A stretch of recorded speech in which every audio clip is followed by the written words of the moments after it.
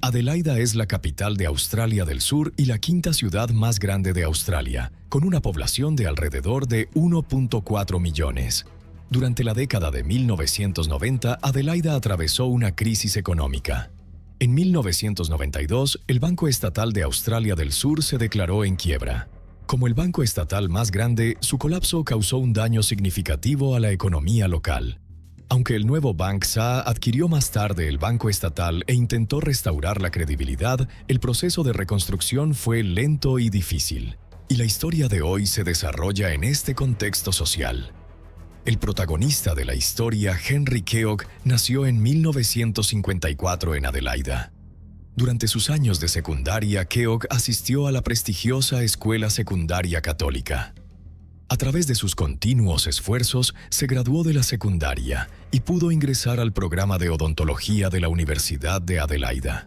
Sin embargo, después de graduarse de la universidad, Keogh no persiguió la odontología.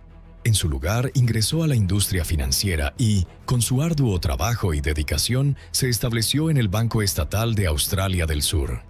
Bajo su propio nombre, Keogh se expandió a servicios financieros de petróleo, enfocándose principalmente en préstamos y seguros.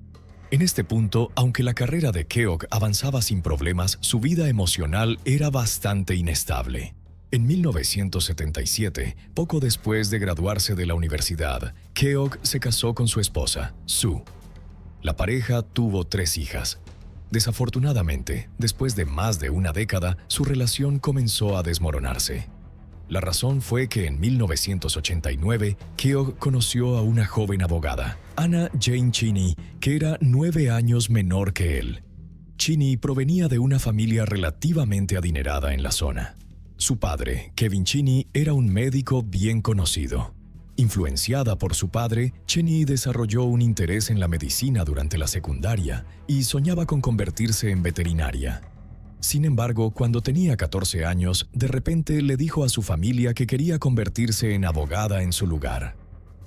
Después de graduarse de la escuela secundaria Pembroke, ingresó a la Facultad de Derecho de la Universidad de Adelaida. Al graduarse, se convirtió con éxito en abogada. Fue durante este tiempo que conoció a Keogh, quien trabajaba en el banco. En ese momento, Keogh estaba en una prolongada guerra fría con su esposa, Sue, y su matrimonio se encontraba en un punto bajo. La aparición de Cheney en la vida de Keogh hizo que le resultara imposible resistirse. En mayo de 1991, Keogh se separó de su esposa, Sue. En marzo de 1992 se divorciaron oficialmente y Sue recibió la custodia de sus 3 hijas. Después del divorcio, Keogh comenzó a vivir con Cheney. A pesar del divorcio, Keogh mantuvo una relación muy cercana con sus hijas. Las hijas, ahora en la secundaria, no rechazaron a Cheney y la familia se llevó bien armoniosamente. Después de salir durante 2 años, Keogh y Cheney se comprometieron y fijaron su fecha de boda para el 24 de abril de 1994. Desafortunadamente, fue una boda que nunca se llevaría a cabo porque solo 6 semanas antes de la ceremonia, una pesadilla golpeó repentinamente. En la noche del 18 de marzo de 1994, a las 9:33 p.m., el centro de emergencias recibió una llamada de auxilio. La persona al teléfono era Keogh. Solo 5 minutos después, el personal de emergencias llegó a la escena, pero para entonces Cheney ya había dejado de respirar. Unos minutos más tarde, 10 oficiales de policía también llegaron y comenzaron a preguntar sobre la situación. Keogh explicó: después de terminar de trabajar esa tarde, ambos tomaron unas copas de vino tinto en el bar del Norwood Hotel. Ambos estaban de buen humor, ya que solo 2 días antes, Cheney había celebrado su 29 cumpleaños y había elegido su vestido de novia. Con menos de 6 semanas hasta su boda, discutieron algunos de los detalles de la ceremonia. Dijo que ambos habían bebido alrededor de 3 o 4 copas de vino tinto, pero que no estaban ebrios. Alrededor de las 7 p.m. salieron del bar y se dirigieron a casa juntos. Alrededor de las 7:30 p.m., cuando llegaron a casa, Cheney llamó a su cuñada, Susan, que vivía cerca, y ambas salieron a dar un paseo con el perro. Según el testimonio de Susan, Cheney parecía estar de muy buen ánimo y hicieron planes para volver a verse el domingo. Keogh dijo que después del paseo, la víctima regresó a casa alrededor de las 8 p.m. Se sentía un poco cansado, así que fue al baño, abrió el grifo y se preparó para tomar un baño caliente para aliviar su fatiga. Ella sugirió que Keogh fuera a visitar a su madre, ya que no había sido invitada a la boda. Para aliviar cualquier tensión futura entre madre y nuera, pensó que sería una buena idea que Keogh consolara a su madre. Keogh aceptó y alrededor de las 8:15 p.m. se fue. Para cuando Keogh regresó de la casa de su madre, encontró a su prometida tendida en la bañera, sin respirar. Los investigadores encontraron que toda la casa estaba limpia y ordenada. Las cerraduras de las puertas estaban intactas y no había signos de entrada forzada. No había señales de lucha en la escena y nada en la casa había sido robado. Aparte de una pequeña lesión poco conspicua en su frente, el cuerpo de Cheney no mostraba heridas externas evidentes. La policía concluyó inicialmente que esto parecía ser un ahogamiento accidental. Sin embargo, 2 días después, a medida que surgía más evidencia, la policía comenzó a sospechar que el hombre ante ellos podría ser un lobo con piel de oveja. Primero, la policía notó que las declaraciones de Keogh eran inconsistentes en varios puntos. Cuando la policía llegó, dijo que encontró a su prometida boca arriba en la bañera. Sin embargo, al día siguiente, le dijo a la madre de Cheney que estaba acostada de lado con su brazo derecho sumergido en el agua. Casi le dijo a la policía que había visto a Cheney preparándose para tomar un baño cuando se fue, pero le dijo a su madre que cuando se fue, Cheney estaba preparando comida de perros para alimentar al perro. Lo más importante es que la familia de Cheney informó a la policía que ella les había dicho anteriormente que tenía una póliza de seguro de vida por valor de $4,000 australianos. La policía comenzó a sospechar que, atraído por la tentación del dinero del seguro, Keogh podría haber orquestado todo el asunto. Keogh cooperó plenamente, proporcionando 5 pólizas de seguro de vida. Todas las pólizas tenían el nombre de Cheney, con Keogh como el único beneficiario. Además, Cassie afirmó que, aunque había falsificado la firma de su prometida en las 5 pólizas, ella estaba completamente al tanto de ellas. De las 5 pólizas, solo una era real, valorada en $4,000 australianos, mientras que las otras 4 no lo eran. La explicación de Keogh claramente no logró convencer a la policía. Además, la policía había obtenido una pieza de evidencia mucho más convincente: el informe del forense. La persona que realizó la autopsia de Cheney fue una figura clave en el caso. El jefe patólogo forense de Australia del Sur, el Dr. Clint Manock. Después de examinar a Cheney, Manock descubrió que había sufrido un golpe en la parte posterior de la cabeza. También encontró múltiples lesiones en sus piernas inferiores. Si bien la causa de la muerte fue ahogamiento, Manock creía que no había signos de tumores u otras condiciones que pudieran haber causado su ahogamiento. Tras analizar muestras de tejido de su cuerpo y cerebro, concluyó que aparte de un homicidio no podía explicar la causa de su muerte. 7 días después del incidente, el 25 de marzo de 1994, Keogh y la familia de Cheney celebraron su funeral. Su cuerpo fue cremado ese mismo día. 2 meses después, el 7 de mayo, sábado, mientras Keogh estaba viendo el partido de baloncesto de su hija, fue detenido por la policía. Poco después, el planificador financiero de 38 años fue acusado del asesinato de su prometida de 29 años, lo que generó titulares en los principales medios de comunicación. Debido a la amplia discusión pública y el impacto social significativo del caso, se asignó inmediatamente para ser juzgado en la Corte Suprema de Australia del Sur. En febrero de 1995, Keogh hizo su primera aparición en el asiento del acusado. El juicio fue presidido por el juez principal Kevin Duggan de la Corte Suprema, con la fiscalía liderada por el experimentado comisionado de la Policía de Australia del Sur, Paul Loffey. Después de 10 horas de debate acumulado, el jurado anunció que no podían llegar a un veredicto unánime. Como resultado, el juez programó una nueva selección de jurados en agosto del mismo año para un nuevo juicio. En agosto de 1995, el juicio se volvió bastante intenso. La policía había encontrado 2 testigos, referidos en el tribunal como señora A y señora B. La señora A declaró que, hacia finales de 1992, ella y Keogh habían comenzado una aventura secreta e incluso tenían una relación sexual. En ese momento, Keogh se había divorciado recientemente de su esposa, Sue, y ya estaba viviendo con Cheney. La señora B era una colega de Keogh en el Banco de Australia del Sur. Ambas también habían estado involucradas en secreto durante un tiempo, pero no habían tenido relaciones íntimas. Bajo interrogatorio policial, Keogh admitió su relación con la señora A en el tribunal, pero negó cualquier relación con la señora B. La policía luego presentó evidencia al jurado en forma de las pólizas de seguro. El comisionado Loffey argumentó que las 5 pólizas de seguro falsificadas eran el mejor motivo para el crimen. El valor total de estas pólizas ascendía a $1.125 millones australianos, una suma enorme en la década de 1990. A simple vista, Keogh parecía estar profundamente enamorado de Cheney, y ambos se estaban preparando para casarse. Sin embargo, en realidad continuó secretamente sus relaciones con la señora A y la señora B. Keogh falsificó la firma de Cheney y ideó un plan para asesinarla. En el día del incidente, en el bar, intencionalmente embriagó a Cheney. Después de regresar a casa, abrió el agua en el baño y animó a Cheney a que se diera un baño. Luego, aprovechó la oportunidad para atacarla. El abogado de Keogh argumentó que tanto el personal del bar como la cuñada de Cheney, Susan, podrían testificar que Cheney no estaba ebria.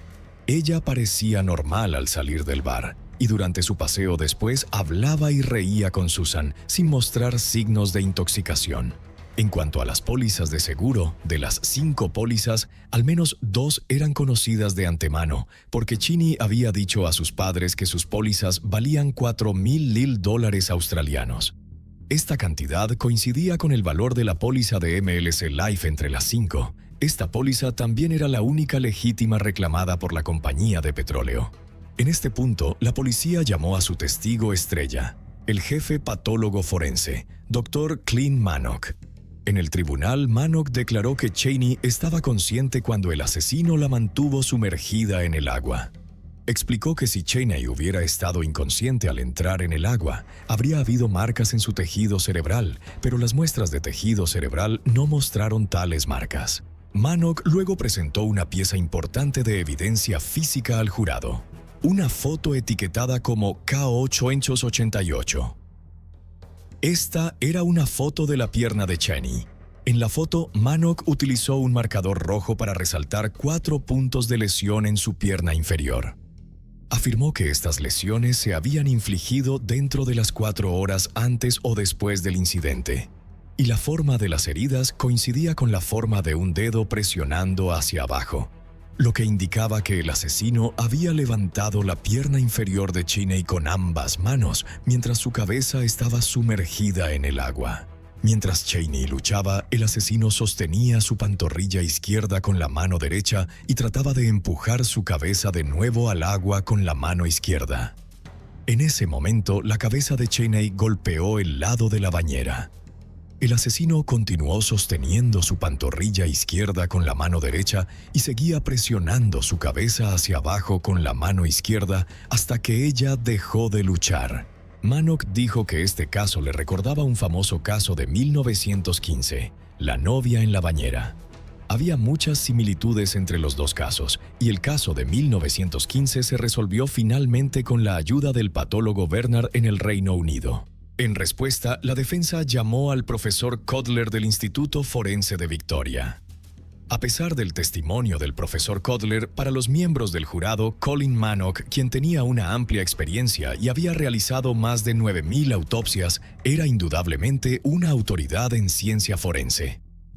Los errores y teorías que presentó fueron la evidencia más crucial en este caso. Basándose en las diversas piezas de evidencia presentadas en el tribunal, los 12 miembros del jurado vieron a un hombre que fue infiel en el amor. un hombre que repetidamente tuvo aventuras y un hombre con un corazón despiadado que, por el bien del seguro de vida, estaba dispuesto a hacer daño a su prometida. Después de deliberar, el jurado encontró unánimemente al acusado culpable de asesinato en primer grado el 23 de agosto de 1995. El juez Kevin Dagan lo condenó a cadena perpetua, con 25 años sin posibilidad de libertad condicional. El acusado gritó en el tribunal, proclamando su inocencia y expresando insatisfacción. Presentó una apelación. El camino hacia la apelación para el acusado fue largo y tortuoso. 4 meses después de la apelación, el 14 de diciembre de 1995, los 3 jueces del Tribunal de Apelación decidieron unánimemente rechazar la apelación y mantener la sentencia original. En 1996, él y su abogado iniciaron una petición, con la esperanza de que el entonces primer ministro de Australia del Sur, Neil, eventualmente remitiera el caso de nuevo a la Corte Suprema para un nuevo juicio. Sin embargo, en marzo de 1997, la oficina de Neil declaró que la petición no había tenido éxito. Pero la vida a veces está realmente llena de drama. Cuando Keogh tocó fondo y se sintió desesperado por la vida, una persona completamente ajena a su vida se convirtió inesperadamente en su salvación. Esta persona era el profesor Bob Moles de la Facultad de Derecho de la Universidad de Adelaide. El profesor Bob Moles no había estado interesado en el caso de Keogh inicialmente, pero en el año 2000 uno de sus amigos abogados, que estaba supervisando a un grupo de estudiantes de derecho que completaban un proyecto, se acercó a él. El proyecto involucraba varios casos, incluido el caso de Keogh. El amigo abogado le pidió a Bob Moles ayuda con el proyecto, lo que lo llevó a comenzar a estudiar el caso en detalle. A medida que profundizaba en el caso cada día, Bob Moles se dio cuenta de que el caso de Keogh era claramente una condena errónea. Cuanto más descubría, más inquietantes se volvían los hallazgos. Al revisar los archivos del tribunal, descubrió que toda la evidencia que había condenado a Keogh era, de hecho, inválida. Primero estaba el supuesto motivo del crimen. Según el jefe de policía Lofi, Keogh había falsificado secretamente 5 pólizas de seguro de vida a nombre de su prometida para cobrar un gran pago. Después de analizar cuidadosamente los detalles, encontró que durante la década de 1990, la práctica de falsificar firmas de familiares para inflar las ventas de seguros era bastante común en la industria en ese momento. Además, la cuenta bancaria utilizada para pagar estas 5 pólizas era una cuenta conjunta entre Cheney y Keogh. La prima total de las 5 pólizas era de $36 australianos por semana. Y cuando Keogh solicitó préstamos bancarios el 30 de noviembre de 1993 y el 3 de abril de 1994, el monto del pago del seguro de $36 por semana estaba claramente listado en la columna de gastos semanales, con su firma como evidencia. Por lo tanto, Keogh no podía conocer las pólizas. A continuación, la evidencia clave que había llevado a la condena de Keogh provenía del testimonio del principal experto forense de Australia del Sur, Colin Manock. Sin embargo, al analizar la evidencia física en el caso, Moles se dio cuenta de que Colin Manock era definitivamente el principal culpable. Manock obtuvo su título médico de la Universidad de Leeds en el Reino Unido en 1962. Desde 1963 hasta 1964 trabajó en el Hospital de Obstetricia y Ginecología de Leeds. En 1964, su alma mater, la Universidad de Leeds, lo nombró como profesor asistente en medicina forense. En 1967 se unió a la Asociación Británica de Medicina Forense. Al año siguiente, el gobierno de Australia del Sur necesitaba urgentemente expertos forenses. Como resultado, publicaron un anuncio de reclutamiento en el British Medical Journal el 24 de ese mes, buscando un jefe patólogo forense. En ese momento, el desconocido Manock vio el anuncio y se emocionó de inmediato. Sabía que muchos expertos talentosos y capaces eran reacios a mudarse a Australia, mientras que quedarse en el Reino Unido significaba que no tenía oportunidad de conseguir un puesto de tan alto rango. Lo reconoció como una oportunidad. Sin experiencia en patología forense, decidió postularse y fue reclutado con éxito por el gobierno de Australia del Sur. A lo largo de los siguientes años comenzaron a surgir problemas. Debido a su falta de capacitación en disección de órganos, falta de experiencia en histología y sin formación en microscopía, cometió repetidamente errores debido a su falta de experiencia en patología forense. Sin embargo, debido a que ocupaba el puesto de jefe de patología, sus subordinados no podían desafiar su autoridad. Cuando alguien sugirió que el puesto de jefe patólogo forense requería más de 5 años de experiencia práctica, Manock utilizó sus conexiones para conseguirlo. En 1972 se unió con éxito al Real Colegio Australiano de Patólogos. Mientras que otros requerían una extensa experiencia práctica, múltiples exámenes y entrevistas para unirse, Manock, en su puesto de alto rango, solo fue entrevistado durante 20 minutos y ni siquiera necesitó escribir una sola palabra para ser admitido. El éxito de Manock, sin embargo, sembró las semillas de la tragedia posterior. Moles descubrió que incluso antes del caso de Keogh, el profesionalismo de Manock ya había sido cuestionado por muchos de sus colegas. Uno de los casos más obvios fue entre 1992 y 1993, cuando hubo 3 casos de muertes infantiles. Uno de los bebés tenía hasta 15 fracturas en su cuerpo. Ridículamente, como experto, Manock concluyó que la causa de la muerte fue una infección bronquial. Debido a la naturaleza evidente de sus errores, el tribunal decidió en 1994 reabrir la investigación sobre los hallazgos forenses de Manock. El juez Wayne finalmente concluyó que las conclusiones de Manock estaban falsificadas e incorrectas. Sin embargo, en 1994, coincidencialmente ocurrió el caso de Keogh. Cuando se reveló que Manock era el testigo más crucial para la policía, el juez Wayne eligió no publicar los resultados de la investigación sobre Manock hasta el 25 de agosto de 1995, 2 días después de la condena de Keogh en su segundo juicio. Entonces, ¿cometió Manock errores en el caso de Keogh? Después de todo, tenía casi 1000 experiencias en autopsias. Tal vez no cometería muchos errores graves esta vez. ¿Crees eso? Al revisar el informe forense de Manock, Moles descubrió que el jefe patólogo forense no siguió completamente los estándares profesionales. Como experto forense, Manock nunca había visitado la escena del crimen el día del incidente, ni había revisado las fotos tomadas por la policía en el lugar. De hecho, solo examinó a la víctima 2 días después del incidente. Al tomar muestras de tejido cardíaco, el procedimiento estándar requería que se recogieran 350 muestras, pero Manock solo tomó una muestra. Sin embargo, el error más crítico fue con las fotografías de la escena, que parecían muy sospechosas a primera vista. ¿Por qué no están en color? Aunque Manock había solicitado a los fotógrafos que tomaran fotos en color durante cada uno de sus exámenes desde la década de 1970, en este caso insistió en que el fotógrafo tomara fotos en blanco y negro. En el tribunal, Manock señaló una de las fotos y afirmó que el área de la pantorrilla mostraba signos de lesión. Estas lesiones, afirmó, fueron causadas por un músculo agarrado a mano. Sin embargo, cuando examinamos cuidadosamente la foto, ¿podemos ver algún signo de lesión en la pantorrilla izquierda? Para ayudarnos a ver claramente, el atento Manock incluso rodeó el área en la foto con un bolígrafo rojo. Pero aún así, nada es visible. No solo no podemos verlo, sino que los miembros del jurado tampoco pudieron verlo. ¿Por qué? Porque la lesión simplemente no existe. No obstante, Manock insistió en que, aunque no es visible a simple vista, se puede ver bajo un microscopio. En realidad, esto era simplemente una fabricación. Para respaldar su teoría del ahogamiento, inventó esta lesión.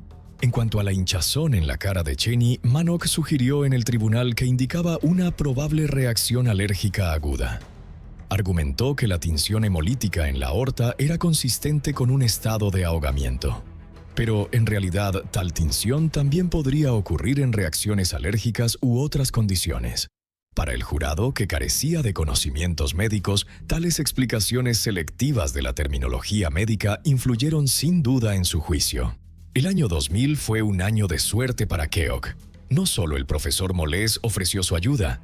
sino que después de conocer el trasfondo de Manock, otra figura prominente del mundo legal también se acercó a Keogh. Esta persona, Kevin Borick, el presidente de la Asociación de Derecho Penal de Australia, ofreció ayudar a Keogh a reconstruir su caso. Sin embargo, si piensas que Borick era un salvador de buen corazón, te equivocarías. Si bien era altamente capaz y había participado en numerosos casos de alto perfil, muchos de sus clientes eran individuos ricos y poderosos, a quienes el público a menudo consideraba criminales. Para decirlo de otra manera, si has visto Breaking Bad, podrías imaginar a Borick como el abogado que siempre está listo para hacer el trabajo, sin importar el costo. Con la ayuda de Borick, en 2002, Keogh y su equipo legal lanzaron una segunda petición al gobernador. Esta petición tardó 2 años y medio en procesarse.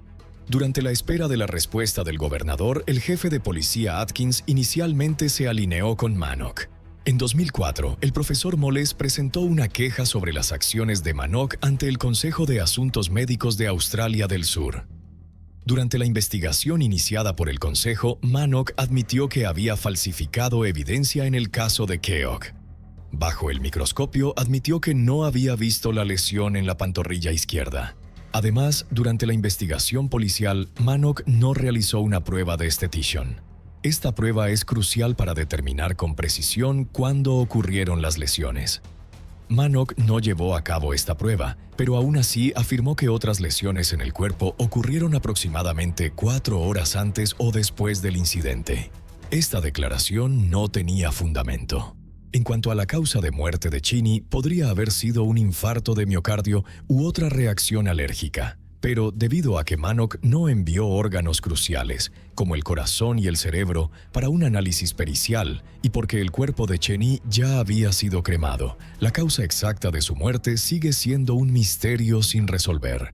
El profesor Moles proporcionó los resultados de la investigación del Consejo Médico al entonces subcomisionado de policía en Australia del Sur, Kouragis.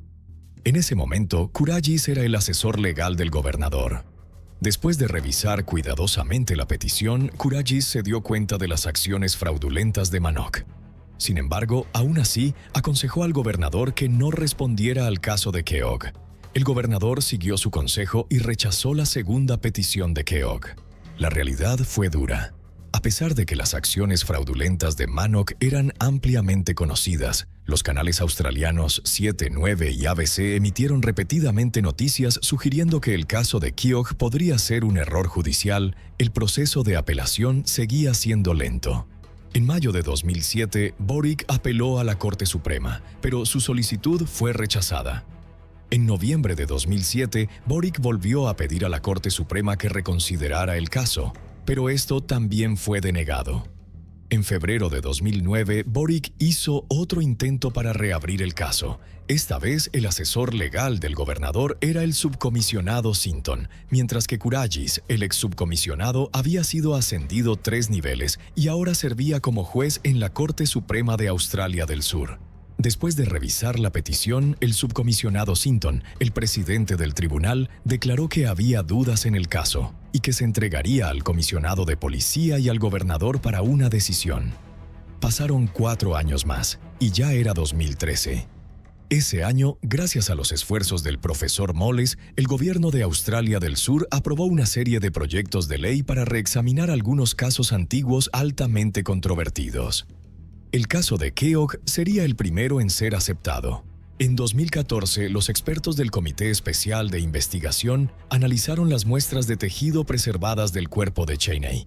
Concluyeron que los 3 pequeños moretones en su cuerpo probablemente habían ocurrido días o incluso semanas antes del incidente, en lugar de en las 4 horas antes o después, como había afirmado Manock en el tribunal. Esto significaba que las lesiones en el cuerpo de Cheney no estaban relacionadas en absoluto con su ahogamiento. El 19 de diciembre de 2014, Keogh recordaría este día para siempre. El Pleno del Tribunal de Apelaciones falló unánimemente que el juicio original en el caso de Keogh tenía fallas significativas, revocando su condena y ordenando un nuevo juicio. El nuevo juicio estaba programado para marzo de 2016. 3 días después, el 22 de diciembre de 2014, Keogh, después de pasar 20 años en prisión por error, fue finalmente exonerado. Casi 20 años después de que la Corte Suprema lo encarcelara por asesinato, Henry Keogh salió libre de la misma corte como un hombre inocente. El comisionado de la Policía de Australia del Sur declaró que, por razones de salud, el jefe patólogo forense Manock, un testigo clave, no podría asistir al juicio de 2016. Como resultado, la policía ya no perseguiría cargos contra Keogh. El caso de Keogh es similar al efecto mariposa. Comenzando con el empleo irresponsable de Manock por parte del gobierno de Australia del Sur, todo comenzó a fermentar y eventualmente llevó a una tragedia. En noviembre de 2018, el gobierno de Australia del Sur celebró una reunión de gabinete para discutir la compensación por el caso de Keogh, compensando finalmente a Keogh con $2.57 millones australianos. Después de pagar los servicios del abogado Kevin Borey, quien recibió $1.85 millones australianos, Keogh se quedó con solo $702,000 australianos por sus 20 años en prisión. Lo que es aún más irónico es que, a pesar de haber sido liberado, a los ojos de la ley, todavía sigue siendo el asesino de Anna Jane Cheney. El caso de Keogh en sí no era complicado, pero bajo las acciones fraudulentas de Manock, Keogh se convirtió en el cordero sacrificial. Aún más aterrador es la idea de que Manock realizó más de 1,000 prácticas en su carrera, y más de 400 de ellas fueron comparecencias en tribunales. ¿Cuántas condenas erróneas hubo entre ellas? De hecho, durante los 20 años en prisión, muchas personas y en muchas ocasiones pudieron haber salvado a Keogh, pero ¿qué hicieron? Los colegas y subordinados de Manock sabían claramente que este llamado jefe patólogo forense no tenía experiencia. Sin embargo, eligieron mirar hacia otro lado, pensando que era mejor evitar problemas. Después de los 3 casos de infantes, el juez Wayne sabía claramente de los errores de Manock, pero decidió no revelar su escándalo en ese momento. Solo después de que Keogh fue condenado a prisión salió a la luz la verdad. El comisionado Atkins y el subcomisionado Koulagius conocían el trasfondo de Manock, pero continuaron eligiendo protegerlo. Cuando la Junta Médica publicó sus hallazgos en 2004, estos altos funcionarios de policía podrían haber exonerado fácilmente a Keogh si hubieran estado dispuestos. Sin embargo, Keogh, un hombre inocente, continuó cumpliendo otros 10 años en prisión. Por otro lado, el profesor Moles, un colega profesional del derecho, decidió renunciar sin considerar su futuro, dedicándose a trabajar en el caso de Keogh y otras condenas erróneas. Mientras tanto, el subcomisionado Koulagius ocultó los resultados del informe y fue ascendido 3 rangos, convirtiéndose eventualmente en el presidente del Tribunal Supremo de Australia del Sur. Quizás a los ojos de algunas personas, la ley es simplemente una herramienta en la lucha entre facciones. La justicia quizás nunca ha importado verdaderamente para ellos. Sin embargo, como dice el refrán, el hombre propone, pero Dios dispone. Podemos sentirnos insatisfechos y frustrados con este mundo, pero no dejemos de tener esperanza. No importa cuán oscura y larga sea la noche, inevitablemente será tragada por la luz. Ajusta tu mentalidad para ser optimista y enfrenta la vida de manera positiva, y te darás cuenta de que la belleza en este mundo supera con creces su fealdad. En medio de las deslumbrantes luces de Las Vegas, donde los sueños se construyen y se destruyen en un abrir y cerrar de ojos, un hombre de exterior pulido pero lleno de astucia convirtió el matrimonio en un juego mortal. El 8 de mayo de 2008, la muerte de Sharon Randolph parecía una tragedia desgarradora, pero reveló un plan escalofriantemente intrincado. Detrás de la fachada de amor y compromiso se escondía una inquietante red de manipulación, traición y violencia calculada. ¿Qué sucedió realmente en esta ciudad brillante de ilusiones? ¿Podría la justicia desenredar la retorcida verdad o las sombras del pasado la mantendrían oculta para siempre? Antes de comenzar, extendemos nuestras más profundas condolencias a las familias y seres queridos de las víctimas. Que encuentren paz y fuerza para superar esta profunda pérdida. Este es uno de los casos más extraños que he encontrado. La vida de Thomas Randolph, de 72 años, no se puede describir simplemente como legendaria. Va mucho más allá de eso. A los 53 años había estado casado 6 veces en más de 30 años. Entre sus 6 esposas, 4 habían muerto, cada una en circunstancias extrañas. Algunas sucumbieron a enfermedades, otras se autolesionaron y algunas fueron asesinadas. A partir de las experiencias pasadas de Thomas, los trágicos destinos de sus esposas fallecidas parecían no tener conexión directa con él. Eran puramente coincidentales. Esto fue así hasta la muerte de su sexta esposa, cuando este hombre astuto y profundamente calculador finalmente mostró su verdadero carácter. ¿Cómo logró cometer crímenes de manera tan discreta que nadie lo notó durante décadas? Nunca hubo alguien que lo sospechara. ¿Y qué podría llevar a Thomas a hacer desaparecer a sus esposas, una tras otra? En la noche del 8 de mayo de 2008, a las 8:45 p.m., la policía de Las Vegas recibió una llamada urgente al 911. El que llamaba, un hombre de 53 años llamado Thomas, estaba en estado de pánico. Le dijo al despachador que alguien había irrumpido en su casa y disparado a su esposa. En defensa propia, había sacado su propia arma y disparado de vuelta. Los oficiales de policía se apresuraron a la escena de inmediato, pero ya era demasiado tarde. Ambas personas involucradas en el tiroteo estaban muertas. La esposa de 57 años de Thomas había sido disparada en la cabeza y yacía sin vida en el suelo del pasillo que conducía al dormitorio. El intruso, por su parte, había sido asesinado por Thomas con una pistola de 9 milímetros. El disparo de Thomas impactó al intruso, matándolo al instante. Mientras acompañaba a los oficiales por la casa para inspeccionar la escena, mencionó que reconocía al intruso.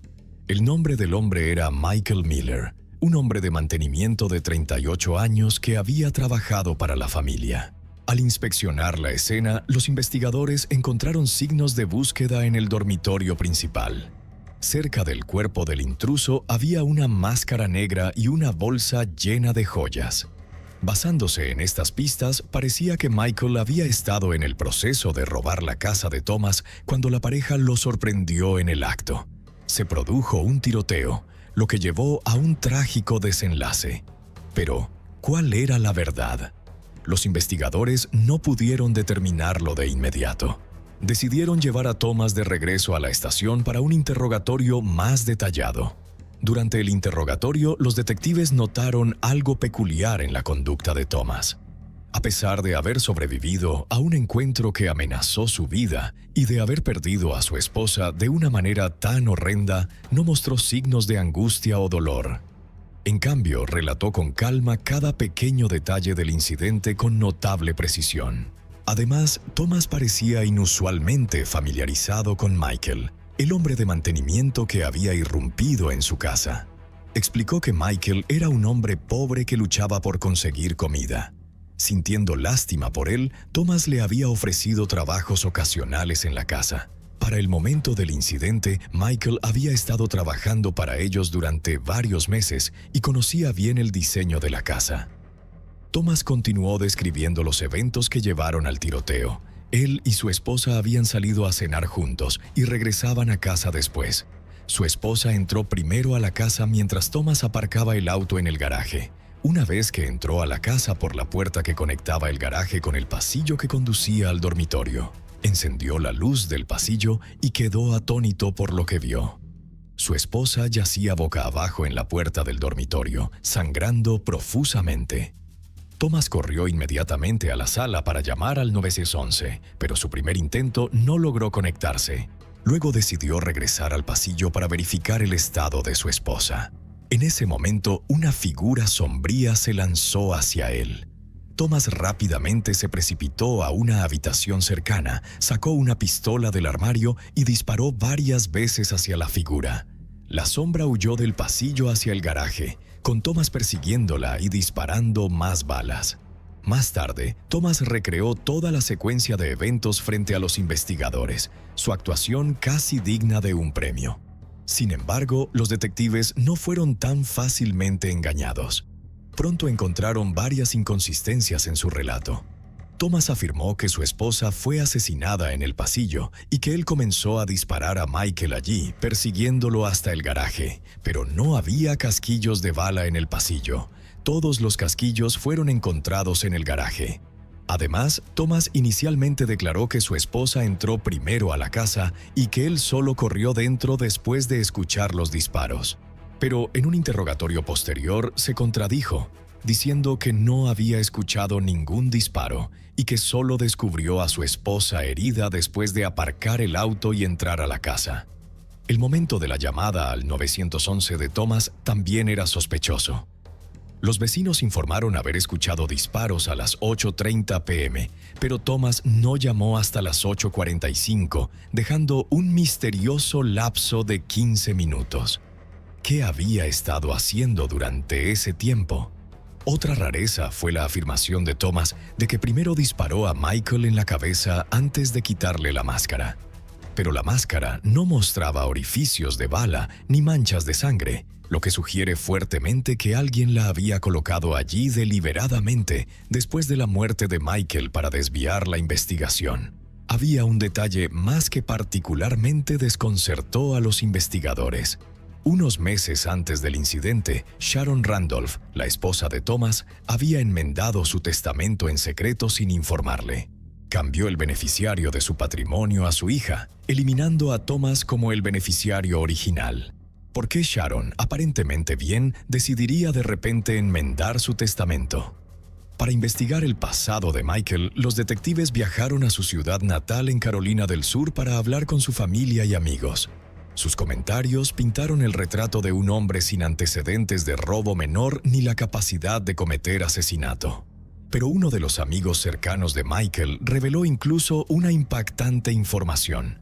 Thomas había invitado a Michael a su casa con un propósito. Le había dado una pistola y le había pedido que matara a su esposa, Sharon. Esta revelación generó serias dudas sobre Thomas, aumentando la posibilidad de que tanto la muerte de Sharon como la de Michael fueran orquestadas por él. Pronto comenzó una investigación formal sobre Thomas. Los detectives anotaron su colorido historial marital. Thomas había estado casado 6 veces, siendo Sharon su 6ª esposa. Antes de conocer a Thomas, Sharon era una madre soltera que vivía en Nueva Jersey. El trabajo la llevó a Las Vegas, donde conoció a Thomas a través de un sitio de citas en línea. Thomas se presentó como un residente de otro estado que actualmente estaba desempleado. Afirmó haber trabajado en varios empleos en el pasado, incluyendo como maestro y conductor. Sharon valoró su honestidad y los dos se casaron rápidamente poco después de conocerse. Durante un tiempo parecieron vivir una vida feliz juntos, hasta que fue encontrada asesinada en su propia casa.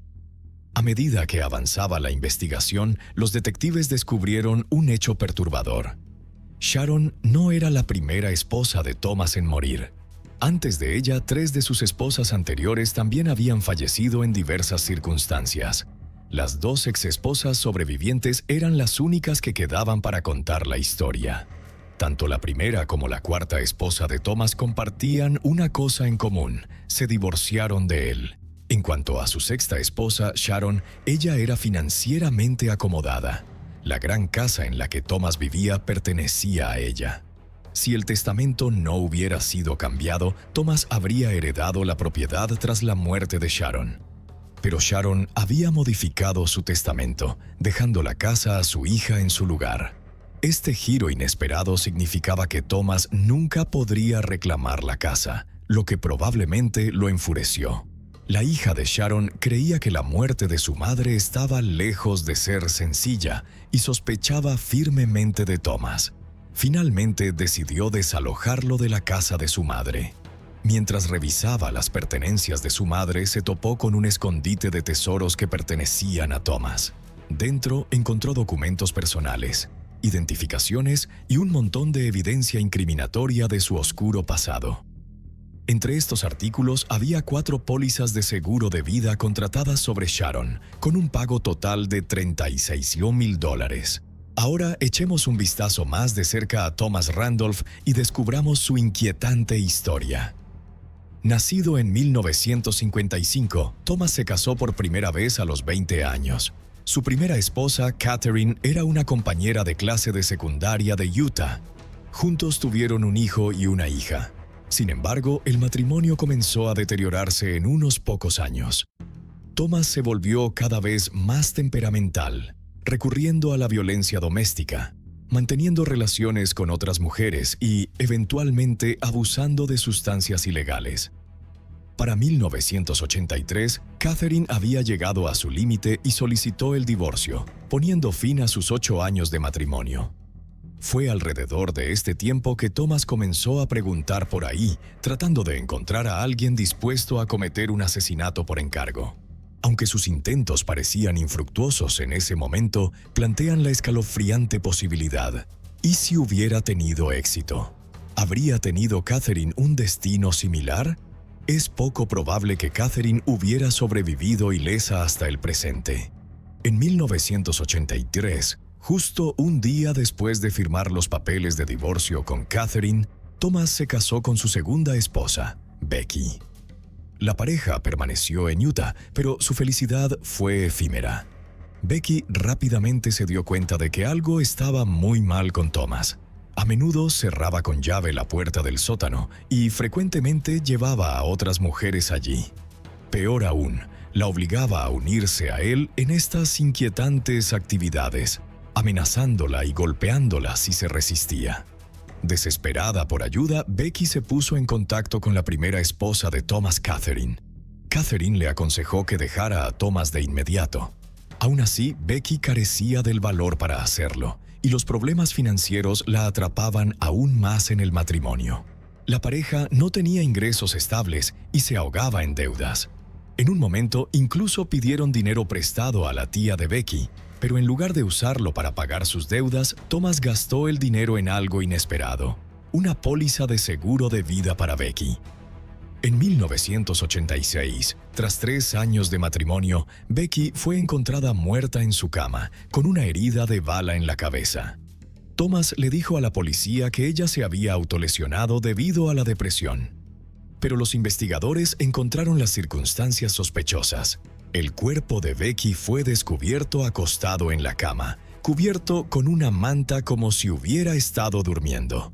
La ubicación de la herida era inusual, lo que hacía poco probable que ella hubiera podido infligírsela a sí misma. Además, la pistola fue disparada con su mano no dominante, lo que generó más dudas. No fue hasta 1989, 3 años después de la muerte de Becky, que un testigo clave se presentó, proporcionando a la policía el avance que necesitaban para arrestar a Thomas.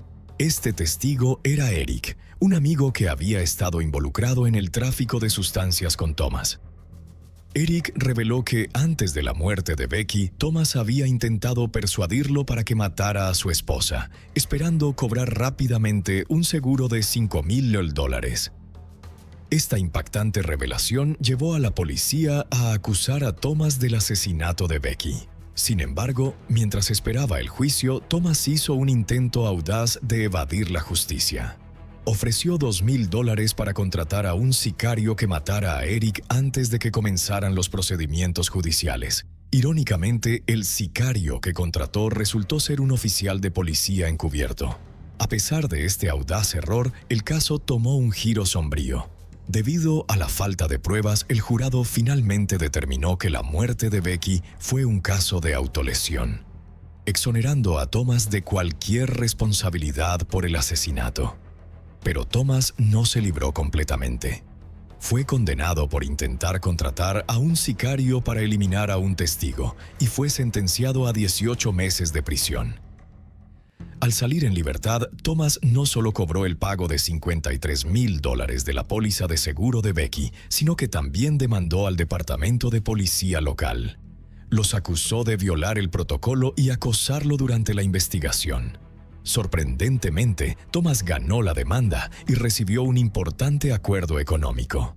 Avancemos 5 años hasta 1994, cuando Thomas conoció a su tercera esposa, Leonora.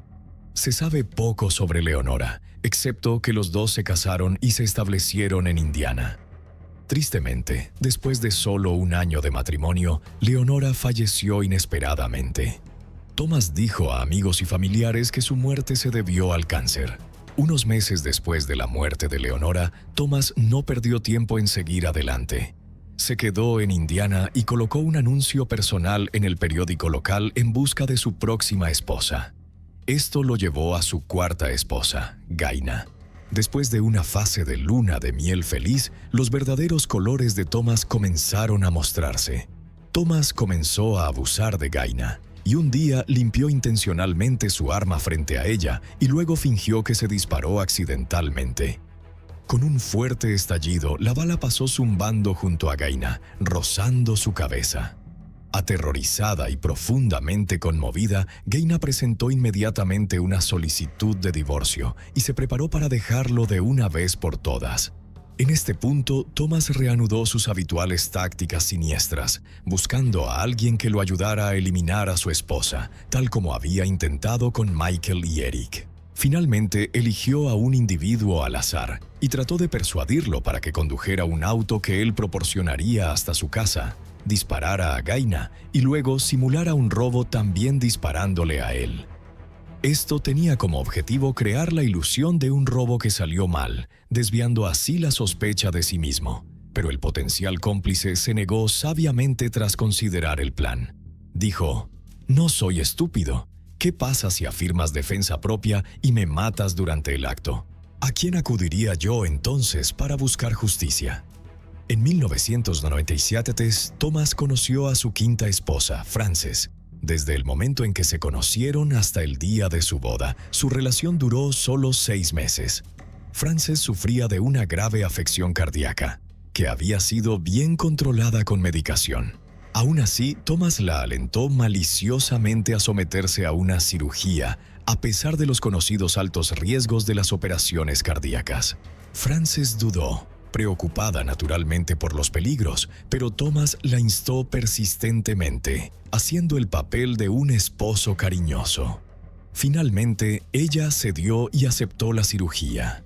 En ese momento, muchos creían que las intenciones de Thomas eran sinceras, pero en retrospectiva quedó claro que su verdadero motivo era mucho más oscuro. Esperaba que Frances muriera en la mesa de operaciones. Pero esta vez, Thomas subestimó la situación. La cirugía fue un gran éxito y los médicos creían que Frances había tenido suerte y que pronto recuperaría su salud. Un día, Thomas le pidió a la hija de Frances que saliera, dejándolo a solas con Frances en su habitación del hospital por solo unos minutos. Misteriosamente, Frances falleció durante ese breve tiempo. Después, Thomas afirmó con firmeza que la muerte de Frances fue causada por complicaciones de la cirugía. Se negó a que se realizara una autopsia y tuvo su cuerpo cremado dentro de las 24 horas posteriores a su muerte. Dado que Frances había sido sometida recientemente a una cirugía mayor, su repentino fallecimiento no levantó muchas sospechas en ese momento. Una vez más, Thomas cobró sin problemas el seguro de su esposa. Además, presentó una demanda contra el hospital, aunque las reclamaciones exactas no estaban claras. El resultado, Thomas obtuvo $1,5 millones de la compensación. Luego vino la trágica historia de su sexta esposa. Estuvieron casados solo unos pocos años antes de que ella también encontrara una muerte prematura y sospechosa. Esta vez, los investigadores habían reconstruido a fondo la historia de Thomas. Basándose en sus hallazgos, estaban 100% convencidos de que Sharon y Michael habían sido asesinados por él. 8 meses después del último incidente, la policía de Las Vegas llegó a Utah para arrestar a Thomas en la casa de su madre. Pero el juicio se retrasó durante años y no comenzó formalmente hasta 2017, 9 años después del crimen. A este punto, Thomas parecía una persona completamente diferente. Había dejado crecer su largo cabello blanco, que lo llevaba trenzado en 2 pequeñas trenzas. Su comportamiento en la corte era vil, ya que continuamente se burlaba del juez y de los fiscales, acusándolos de corrupción mientras insistía en su inocencia. El fiscal, visiblemente cansado, instó con firmeza a la corte a ordenar a Thomas que se cortara las trenzas. Durante el primer juicio, Thomas mostró una confianza extrema, creyendo que sus posibilidades de ser absuelto eran altas. En contraste, para el segundo juicio, su actitud había cambiado significativamente. Su cabello estaba corto y parecía mucho más contenido, como si hubiera comenzado a temer la posibilidad de enfrentarse a la pena de muerte. La fiscalía buscó usar el caso de su segunda esposa para demostrar el patrón de comportamiento repetido de Thomas. Argumentaron que había intentado contratar a un sicario para matar a su esposa, solo para luego matar él mismo al sicario y desviar toda la culpa hacia el fallecido. Dado que el caso de Becky ya se había juzgado, gran parte de la evidencia de ese incidente era inadmisible. Los fiscales se centraron en el largo historial de comportamiento sospechoso de Thomas durante décadas para construir su caso. A lo largo de 30 años, Thomas había estado casado 6 veces. Mientras que la muerte poco natural de una esposa podría explicarse, y 2 podrían aceptarse a regañadientes, las muertes de 4 esposas desafiaban la coincidencia. Además, Thomas había obtenido consistentemente beneficios de la muerte de cada esposa, lo que proporcionaba un claro motivo para el asesinato. En verdad, la fiscalía tenía muy poca evidencia directa para presentar. Aparte de las circunstancias sospechosas que rodeaban las muertes de las esposas anteriores de Thomas y una inferencia razonable sobre su intención, carecían de pruebas sólidas. Las pruebas que sí tenían incluían las mentiras de Thomas sobre los eventos que llevaron al crimen y su relación inusualmente cercana con Michael, el hombre de mantenimiento. Sin embargo, no pudieron encontrar evidencia concreta que demostrara que Thomas había contratado a Michael para matar a Sharon, ni pudieron refutar de manera definitiva su afirmación de que matar a Michael fue un acto de defensa propia. Afortunadamente, 2 de las exesposas de Thomas, que habían escapado por poco de la muerte, testificaron valientemente. Su testimonio destacó sus tendencias violentas, apoyando aún más el caso en su contra. La hija de Sharon y sus amigos también testificaron en la corte, condenando a Thomas por sus actos malvados. Al final, el jurado encontró a Thomas culpable de 2 cargos de asesinato en primer grado, junto con posesión ilegal de un arma mortal. El juez lo sentenció a muerte. Tan pronto como fue enviado al corredor de la muerte, Thomas dio instrucciones a sus abogados para que presentaran una apelación. Sorprendentemente, en 2020 su apelación fue exitosa. La Corte Suprema de Nevada dictaminó que el Tribunal de Las Vegas no debería haber hecho referencia a ninguna evidencia del caso del tiroteo de su segunda esposa durante el juicio de Thomas.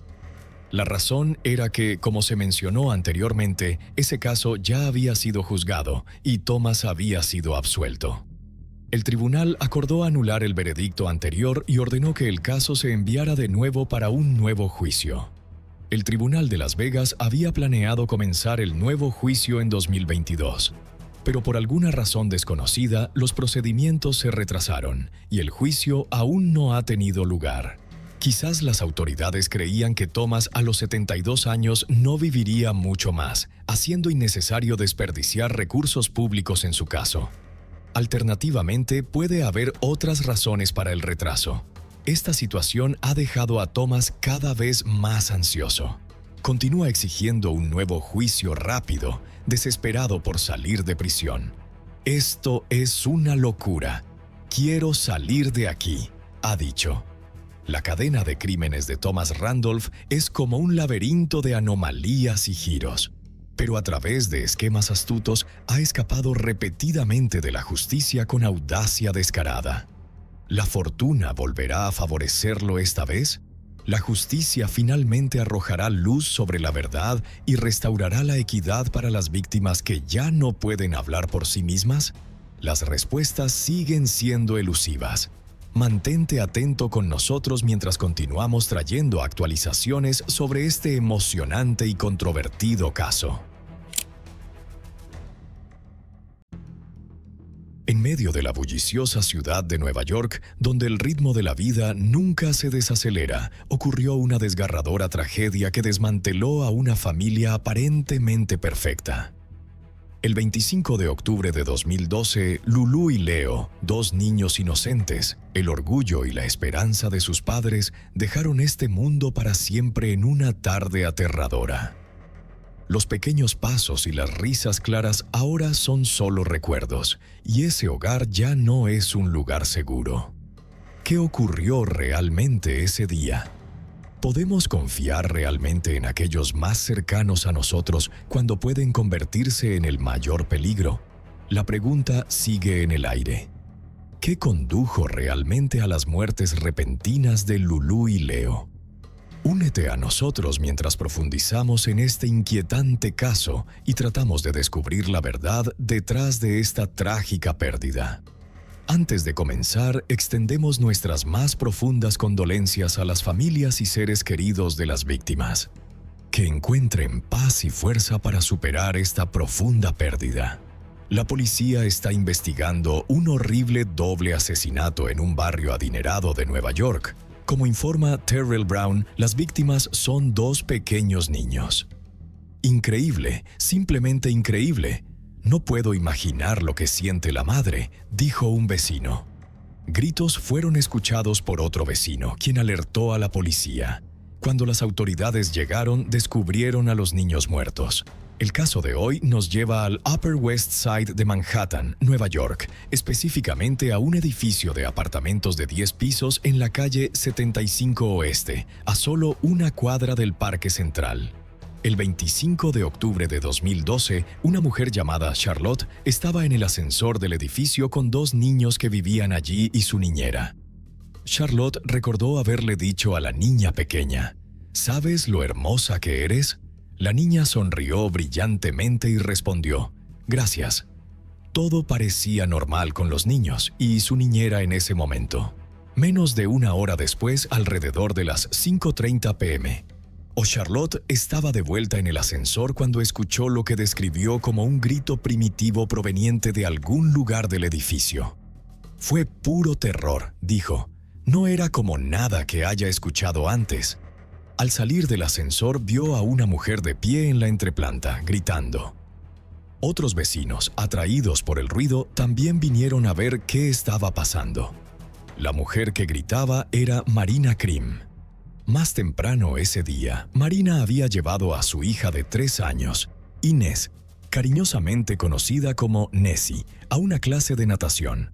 Sus otros hijos, Lucia, de 6 años, cariñosamente llamada Lulu, y Leo, de 2 años, habían permanecido con su niñera Jocelyn Ortega, de 50 años.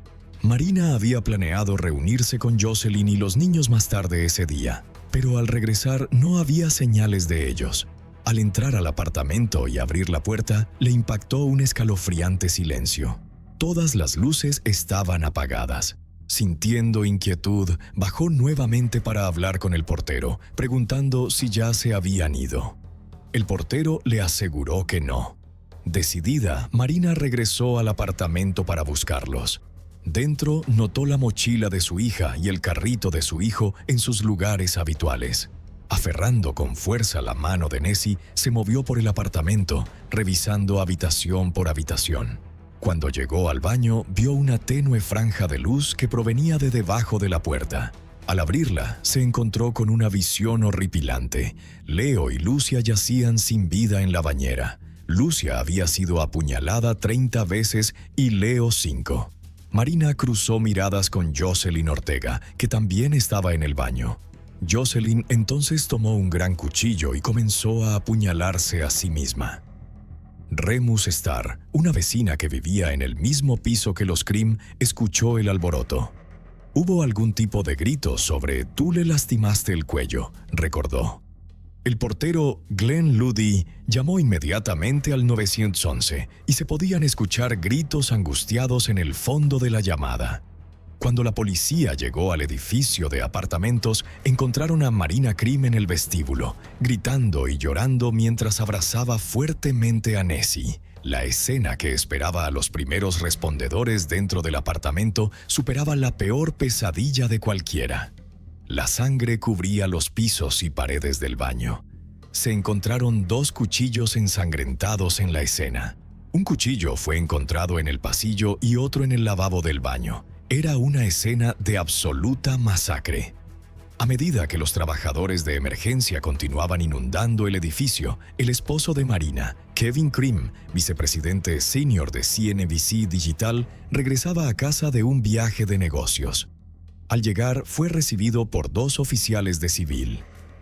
Kevin escuchó un mensaje de voz que Marina le había dejado, pero todo lo que podía oír era su grito. Los oficiales le informaron sobre los trágicos eventos que se habían desarrollado. Kevin Cream, de 37 años, y su esposa Marina, de 36, compartían 3 hijos. Originarios de California, se habían mudado de San Francisco a la ciudad de Nueva York. Marina había trabajado anteriormente como maestra de jardín de infantes tras obtener una licenciatura en Bellas Artes y una maestría en educación. Sin embargo, después de convertirse en madre, decidió dejar su carrera docente para dedicar más tiempo a sus hijos. Para ayudar a gestionar sus vidas ocupadas, los Cream contrataron a una niñera, Jocelyn Ortega, de 50 años, que había estado con la familia durante 2 años. Jocelyn fue inmediatamente sacada del edificio en una camilla debido a su estado crítico. Fue transportada al hospital New York Presbyterian para recibir tratamiento por sus heridas autoinfligidas. En otras noticias, un creciente memorial comenzó a formarse fuera del edificio de apartamentos del Upper West Side, donde una niñera es acusada de asesinar a 2 niños. A medida que se difundía la noticia de la tragedia, la comunidad quedó en un estado de absoluto shock. Flores, velas y notas comenzaron a acumularse rápidamente fuera del edificio, formando un conmovedor homenaje a las víctimas. Mientras tanto, Marina y Nessie fueron escoltadas fuera del edificio por la policía, protegidas bajo una sábana blanca para resguardarlas de los fotógrafos. Marina fue llevada a un hospital, donde recibió tratamiento por trauma. Leo y Lucia fueron transportados al centro hospitalario St. Luke's Roosevelt, pero trágicamente ambos fueron declarados muertos. Lo que había sucedido ahora era oficialmente una investigación por doble asesinato. La pregunta en la mente de todos era, ¿qué demonios había pasado y por qué? La gente se reunió en el Upper West Side de pie en silencio, desesperadamente, mientras trataban de comprender el horror y el dolor que rodeaban esta tragedia. Pero, ¿cómo podría alguien dar sentido a un evento tan inimaginable? La niñera de los niños, Jocelyn Ortega, cariñosamente llamada Josie por los pequeños, era tratada como un miembro de la familia. Nacida en Santiago de los Caballeros, República Dominicana, Jocelyn se mudó más tarde a los Estados Unidos y se convirtió en ciudadana naturalizada. Vivía en Manhattan con su hermana, sobrina e hijo. Fue la hermana de Jocelyn quien la presentó a la familia Cream. Su hermana, también niñera, trabajaba para una familia cuyo hijo asistía a la misma escuela preescolar que Lucia. Un día, durante una clase de ballet, se acercó a Marina y le preguntó si tenía niñera. Marina mencionó que no. En ese momento, los Cream se habían mudado recientemente a Nueva York y estaban considerando contratar a alguien para ayudar. Buscaron referencias para Jocelyn y todo parecía perfecto. Pero más tarde se revelaría que uno de los familiares de Jocelyn le había proporcionado una referencia falsa, afirmando que había sido niñera de un niño que no existía. Marina mantenía un blog que detallaba la vida en la familia Cream, refiriéndose cariñosamente a sus experiencias diarias como la vida con los pequeños Cream. El blog compartía historias sobre las actividades de los niños y momentos familiares, pintando un cuadro de un hogar feliz y amoroso. A partir de estos relatos, era evidente que Jocelyn había sido considerada una parte integral de la familia. En febrero de 2012, solo meses antes de la tragedia, la familia Cream viajó a la República Dominicana durante 9 días, hospedándose con la hermana de Jocelyn durante parte de su viaje. Marina escribió el 18 de febrero, «Pasamos los últimos 9 días en la República Dominicana. Pasamos la mitad de nuestro tiempo en la casa de la hermana de nuestra niñera Josie en Santiago y el resto en balcones de Atlántico en Las Terrenas, un hotel estilo condominio, donde las verdaderas amas de casa de la República Dominicana y sus familias pasan los fines de semana. Fue maravilloso. conocimos a la increíble familia de Josie y la República Dominicana es un país hermoso. Marina y Kevin eran padres devotos y amorosos que valoraban profundamente a sus hijos. Las publicaciones del blog de Marina capturaban este afecto.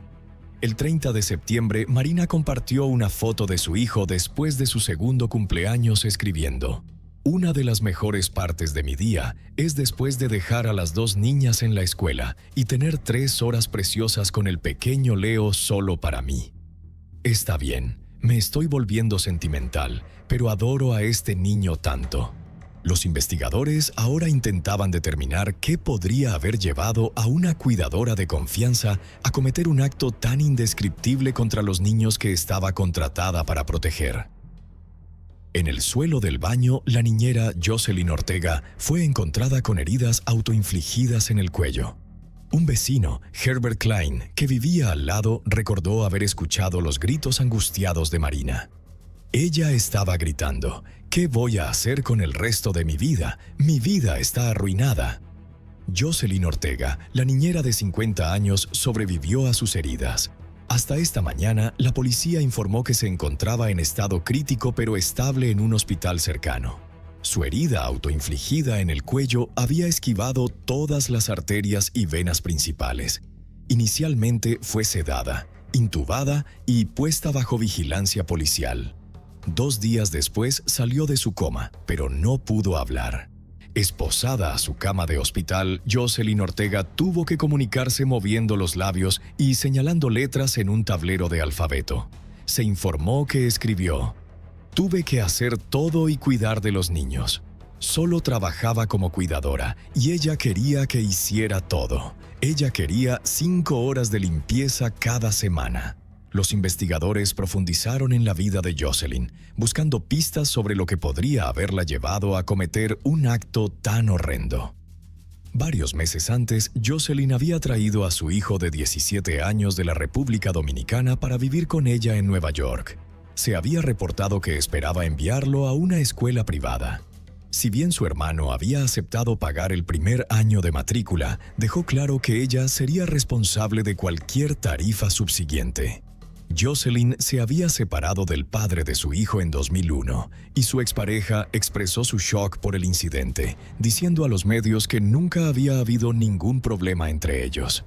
Una fuente familiar declaró: "No tenía idea de qué demonios estaba enfrentando". La sobrina de Jocelyn calificó el incidente de impactante diciendo: "Ella amaba a esos niños. No sé qué la haría hacer esto". Sin embargo, notó que su tía había parecido un poco rara y había estado actuando con nerviosismo en las semanas recientes. Un vecino que había conocido a Jocelyn solo unos días antes de la tragedia la describió como muy callada, diciendo: "No interactuaba y solo miraba al frente".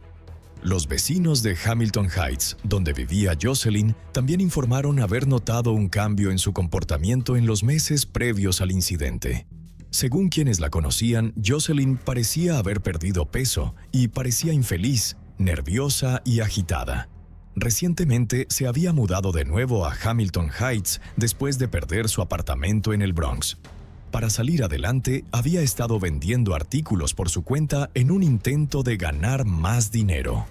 Jocelyn le dijo a los investigadores que estaba experimentando dificultades financieras y, al parecer, se enfureció cuando la familia le pidió que hiciera trabajo adicional en la casa a cambio de más paga. Dijo algo como: "Me pagan por cuidar a los niños, no por limpiar y hacer tareas domésticas". Una fuente le dijo a los medios que el día antes de los asesinatos, Faustino Cornell, quien conocía a Jocelyn desde la infancia, dijo que ella había pedido a su esposa que la llevara a ver a un psicólogo, lo cual hizo. A medida que los efectos de la anestesia desaparecían, Jocelyn fue descrita como estando en un estado catatónico, inicialmente solo moviendo los ojos y asintiendo. Cuanto más parecía entender su situación, menos quería hablar, según una fuente de la ley.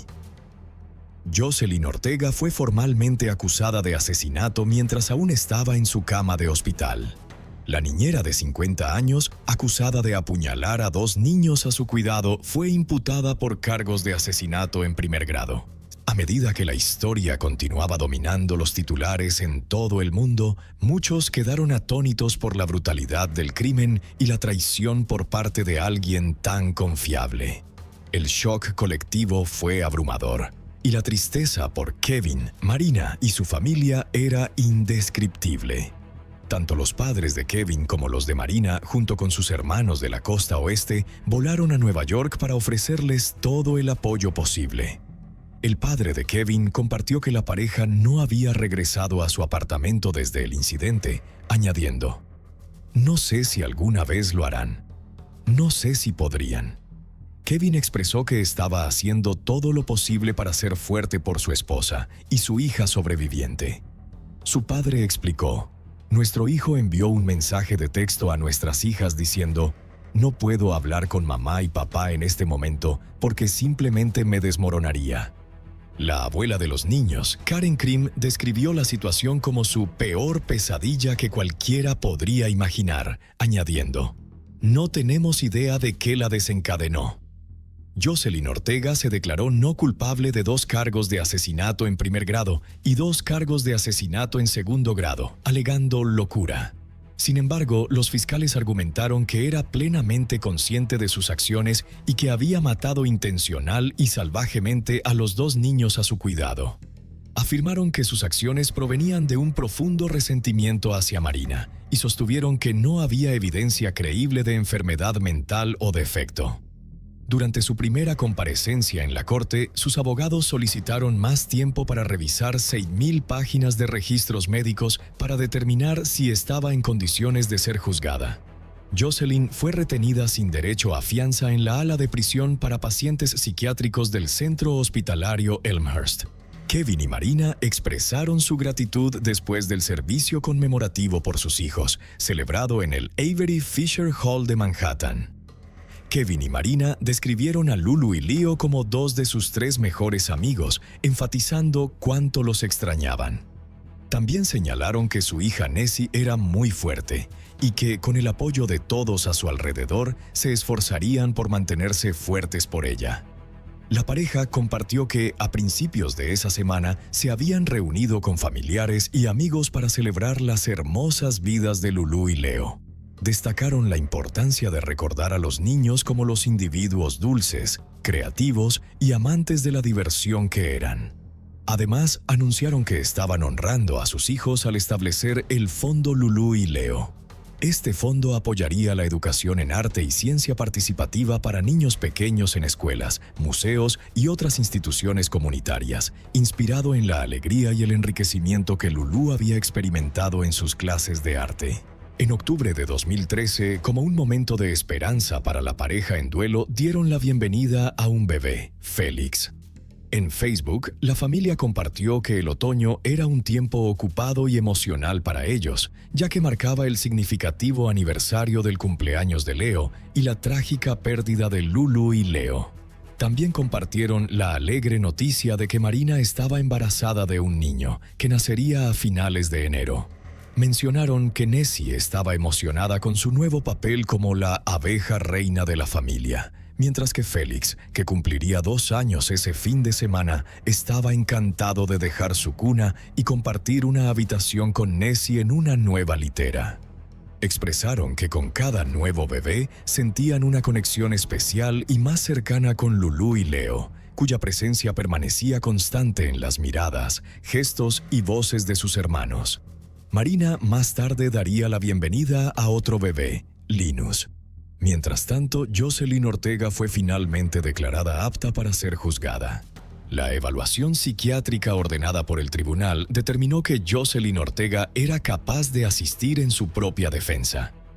Se presentó ante el juez Gregory Carro, quien comentó durante la selección del jurado: "Si no te emocionas durante este juicio, entonces tal vez debas chequear tu pulso". Jocelyn rechazó un acuerdo de culpabilidad que la habría condenado a 30 años a cadena perpetua si se declaraba culpable de 2 cargos de asesinato. Los años anteriores habían estado dominados por litigios preliminares, centrados en su estado mental en el momento del crimen de Krim. En Nueva York, los estándares para una defensa por locura son notablemente estrictos, y el éxito en tales casos es raro. Sus abogados tendrían que probar que Jocelyn no sabía que sus acciones estaban mal y que no comprendía las consecuencias de sus acciones, afirmaciones que la fiscalía rechazó firmemente. Jocelyn Ortega asesinó brutal y violentamente a Lucía Crim y Leo Crim el 25 de octubre de 2012, intencional y deliberadamente, según la fiscalía. Pero la defensa argumentó que Jocelyn, de 50 años, no era responsable de los asesinatos, afirmando que ella también era víctima de una enfermedad mental no tratada. La evidencia, dijeron, mostraría un historial corroborado de Jocelyn escuchando voces y disociándose de la realidad desde la edad de 16 años. La defensa también sostuvo que Jocelyn no tenía motivo para matar a los niños. Lo que argumentaron era una característica de la locura. La fiscalía, en contraste, insistió en que las acciones de Jocelyn eran deliberadas y parte de un intento de vengarse de los Crim por intentar hacerla trabajar más. Describieron cómo Jocelyn había tomado 2 cuchillos de la cocina antes de lanzar su violento ataque en el baño. La fiscal adjunta Courtney Grove reveló en sus declaraciones de apertura que Ortega apuñaló a los niños en el cuello tan fuertemente que no pudieron gritar. Enfatizó que Lucía Crim sabía lo que estaba sucediendo, y las 30 diferentes heridas de apuñalamiento y corte sugerían que había tratado de defenderse. Las lesiones eran tan graves que los primeros respondedores inicialmente temieron que los cuerpos de los niños pudieran haber sido destruidos. Leo Crim tenía tanta sangre en él que el oficial que lo llevó fuera de la bañera temía que se le escapara de las manos. La fiscalía argumentó que Jocelyn había planeado estos asesinatos y los ejecutó en un momento en que sabía que no sería interrumpida. Esto incluía una cita programada con un psicólogo justo antes de los asesinatos, que resultó ser el único contacto que había tenido con un profesional de salud mental en 30 años. El terapeuta que Jocelyn había visto, el doctor Thomas Caffrey, testificó que ella se había reunido con él para discutir varios problemas, incluida la culpa, la ansiedad y la depresión. Sin embargo, afirmó que Jocelyn no parecía tener ningún deseo de hacer daño a sí misma o a otros. Además, aclaró que no había evidencia que sugiriera que ella sufría de alucinaciones o delirios. En uno de los momentos más emocionales en la corte, Marina Crim tomó el estrado y, sin esperar preguntas, estalló con una voz temblorosa, acusando a Jocelyn Ortega de ser una mentirosa.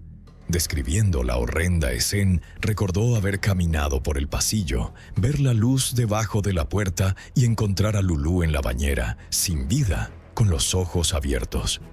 Leo estaba a su lado, ambos niños cubiertos de sangre.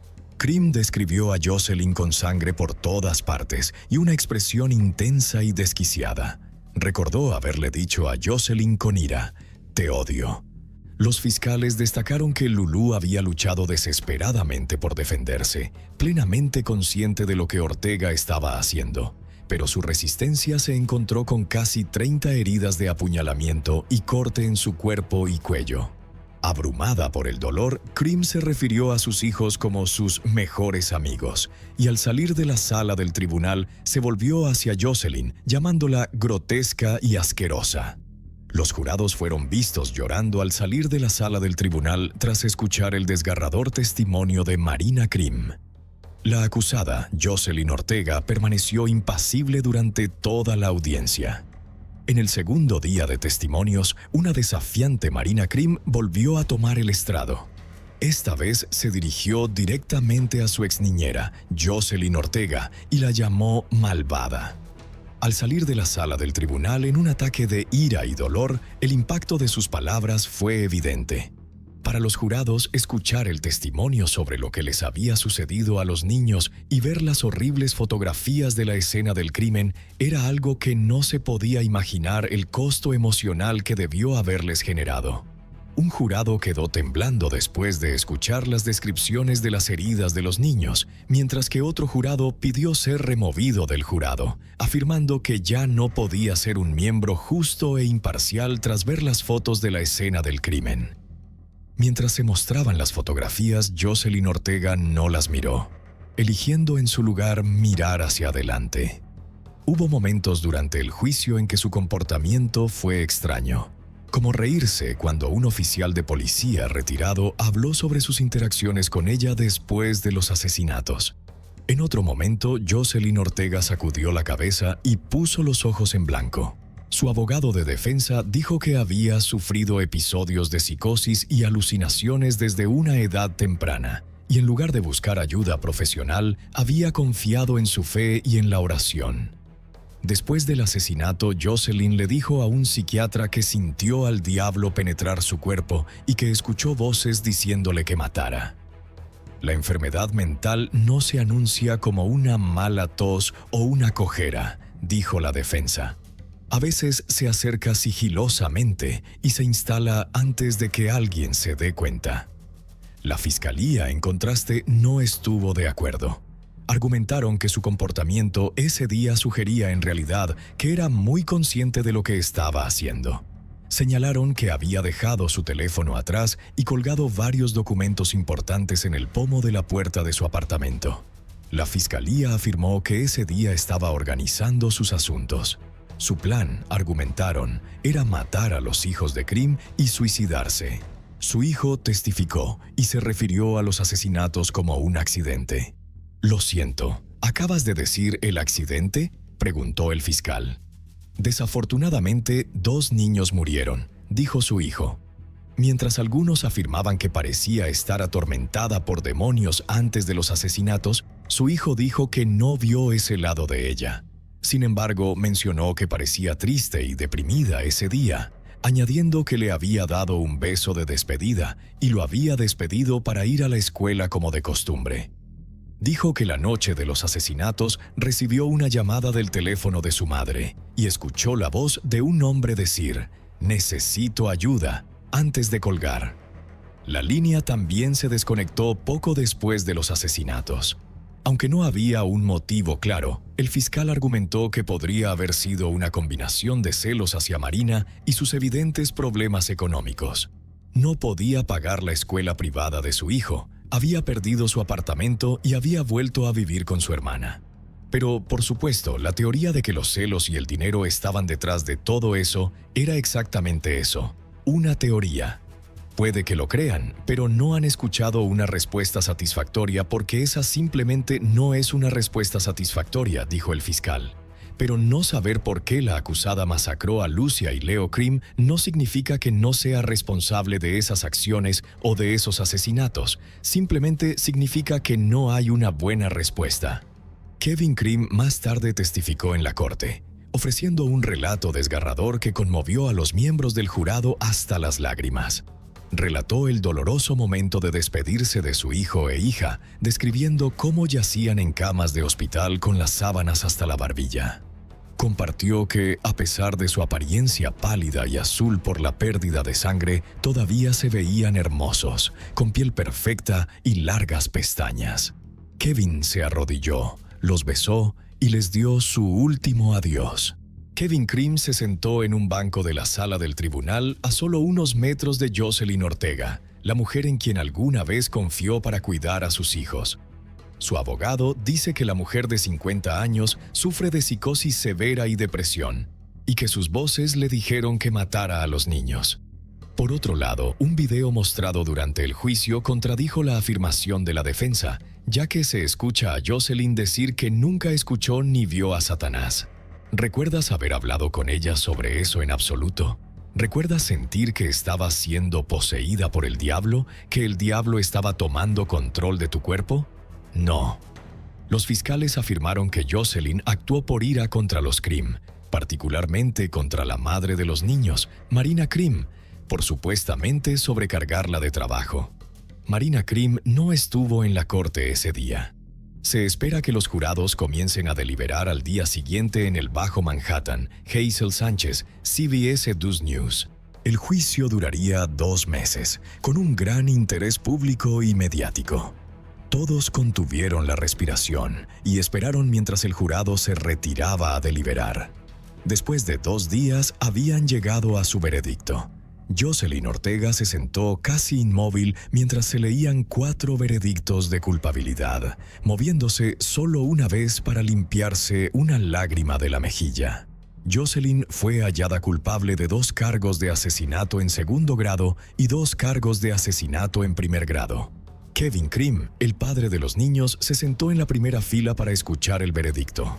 Los jurados alternos que fueron despedidos también regresaron para presenciar el momento. El peso del caso sobre el jurado era evidente. Un jurado explicó que, aunque los hechos básicos habían sido claros, la decisión fue increíblemente difícil. Los jurados estaban divididos durante las deliberaciones, con voces elevadas y lágrimas marcando el proceso. En última instancia, expresaron confianza en su decisión, sintiendo que habían examinado toda la evidencia de manera exhaustiva y justa. Después de que Jocelyn fue hallada culpable, Kevin escribió en Facebook que había abrazado a tantos miembros del jurado como pudo, diciendo que los jurados habían pasado por un infierno al tener que estar en ese juicio. Describió la experiencia como increíblemente desafiante, pero dijo que había reafirmado el amor de la familia por Nueva York. Cuando comenzó la fase de sentencia, la fiscalía argumentó que Jocelyn había actuado con pleno conocimiento de sus acciones y sus consecuencias. Pidieron justicia, no solo por Lulu y Leo, sino por sus padres, Marina y Kevin, su hermana Nessie, la gente de Nueva York y todos los conectados a la familia Krim. Los fiscales enfatizaron la naturaleza calculada de la violencia de Jocelyn, señalando que no se habían observado signos creíbles de enfermedad mental severa y que el jurado había rechazado su defensa de locura. Insistieron en que su sentencia debía reflejar la naturaleza horrífica de sus crímenes.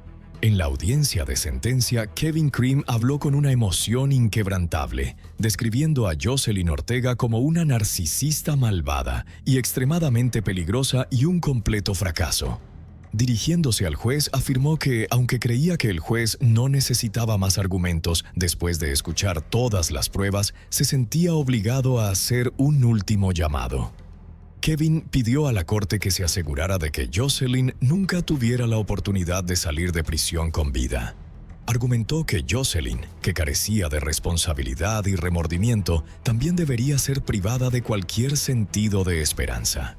Kevin añadió que era apropiado que ella pasara de ser despreciada por el mundo a ser olvidada antes de su muerte. En contraste, destacó el legado perdurable de Lulu y Leo, cuya memoria continuaba inspirando a innumerables amigos y familiares, incluso a aquellos que nunca los habían conocido. Kevin concluyó compartiendo que en sus momentos más difíciles miraba a Lulu y Leo en busca de orientación, creyendo que su memoria proporcionaba la mejor sabiduría que cualquiera podría esperar.